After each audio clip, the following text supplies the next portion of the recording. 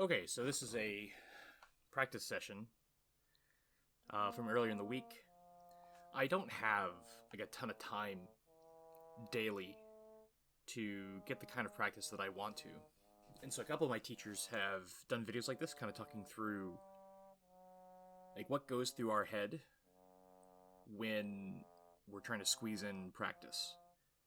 And so I had about 15 minutes or so between lessons one day and just threw the camera on. This exercise is from the Marsteller Basic Routines book. It's like the first page. Just block notes. What I'm listening for is sound and some response things, just making sure everything feels good. It's usually like the main theme of my practice right now is trying to figure out what I need to do to just feel good. Because there's some days where I feel unstoppable as a player, and then there's some days where I feel like I can't do anything right. So finding that consistency is super important.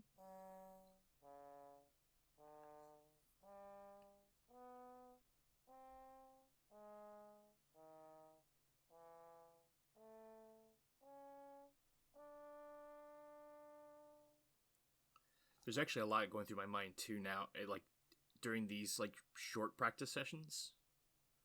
Um, Last year I lost about 100 pounds, and I'm on track to lose this year. I'm trying to lose like basically like another 100.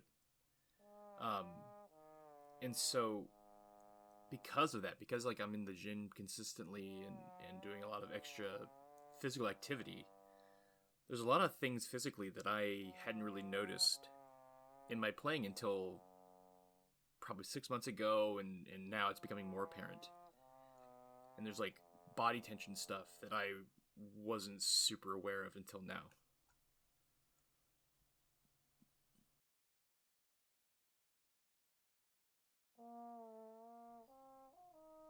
Mm.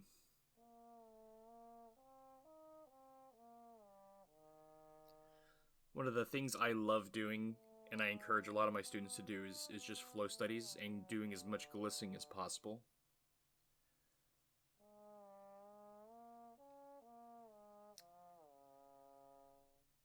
Something I say quite often to students is the gliss proves that the air isn't stopping. Because to me, that's like a big part of playing the instrument is if we're trying to play a musical phrase, we want the air to basically never stop. Especially when we're playing lyrically, trying to keep the air moving, play connected, play smooth. That really only works if the air never stops. And glist airflow studies like Chickowitz or Stamp, pick your favorite. Um, Glistening those passages, I find incredibly helpful.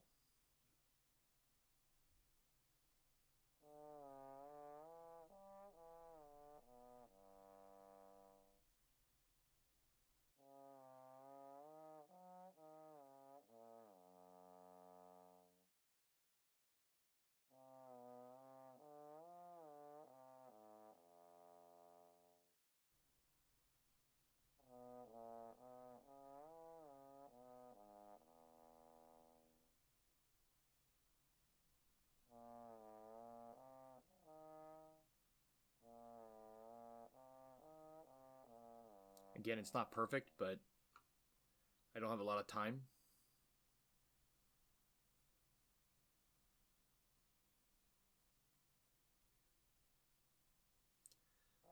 So this exercise I picked up from uh, Pete Ellefson. He was on faculty at the DC Trombone workshop when I was there, and he led one of our morning warm ups. And this exercise has really stuck with me. He calls it sound purity and ease. So basically, it's just this passage or pattern it descends a half step every time, and you gliss it, and the whole point is just be relaxed and make it sound easy. I'm still not to where I want on it, especially on the 16th note back and forth gliss. But this is hands down one of my favorite exercises. So much so that I have it in my daily routine that I give students.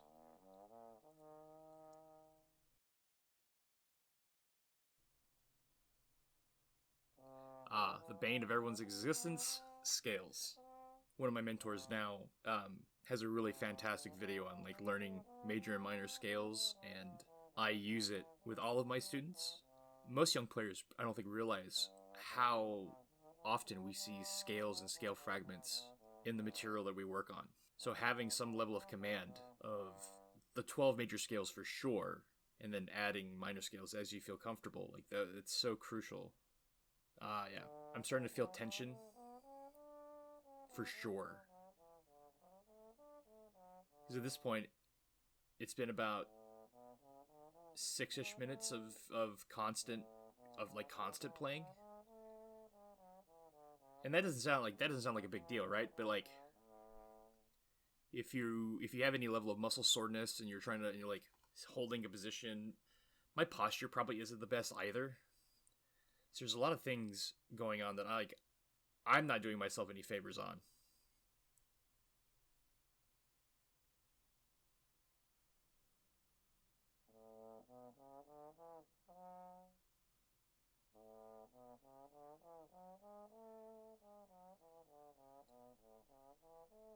I also really like combining scales and arpeggios. Like, if you play the major scale, end it with the major arpeggio. I find that really helpful too.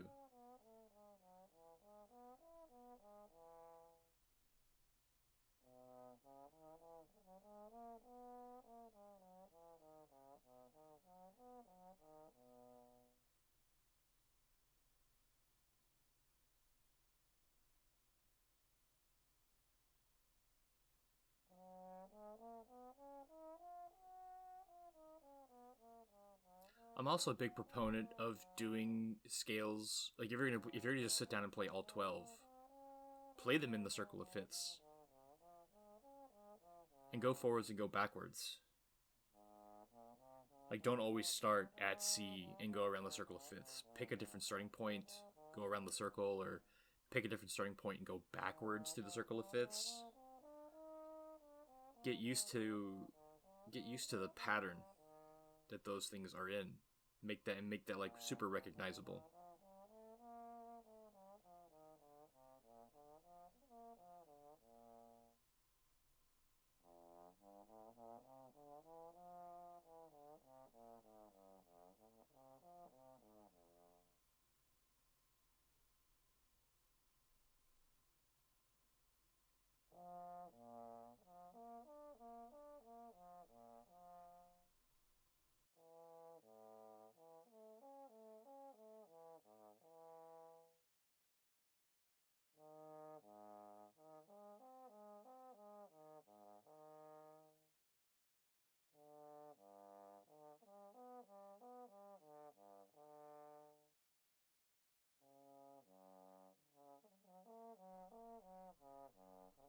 Every time I start to think that I'm feeling good and making good sounds, there's some sort of blemish. There's something that tells me that I'm not quite there yet.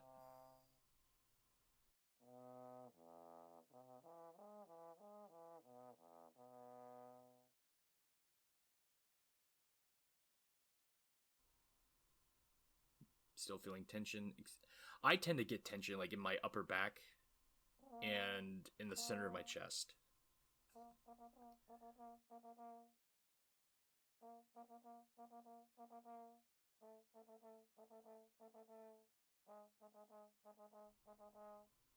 Whenever I work articulation, like the actual act of the tongue striking and interrupting the air column, to me the whole point is trying to like clone each note, making them sound uniform.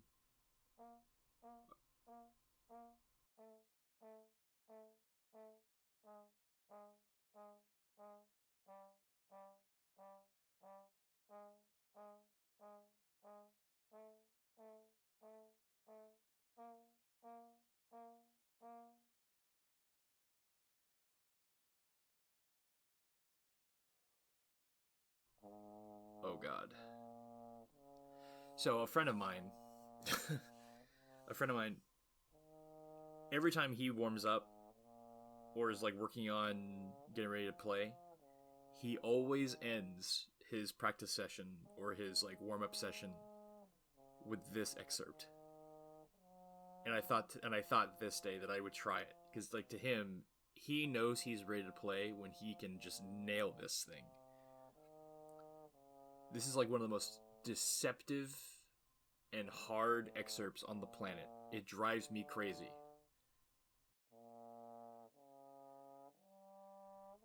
Because it commands a certain level of response and command, dynamic control, really smooth legato and slurs. Like there's so much that goes into this excerpt, but on paper it looks so incredibly simple. I can just see the frustration on my face.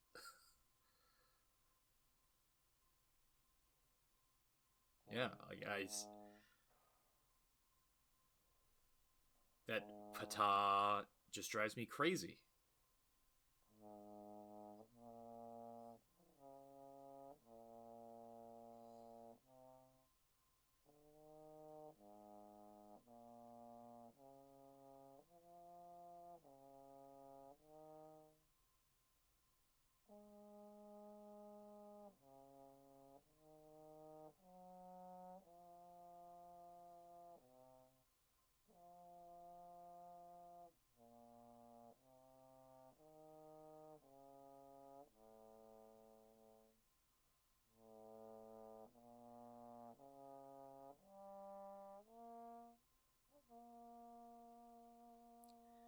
The real killer with music as a career and like what we do as artists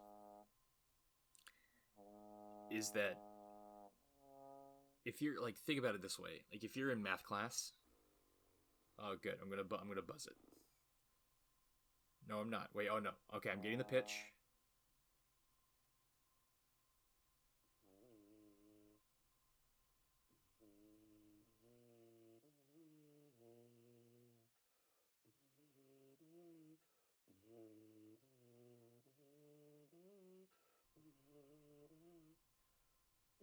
Man, doesn't feel super good. But even that, like, the buzzing was less than ideal, but I already noticed a difference. Eh. But as I was saying, like in math class, if you get like a 92% in algebra, like that's good. You got an A. But 92% in an orchestra is just not good enough.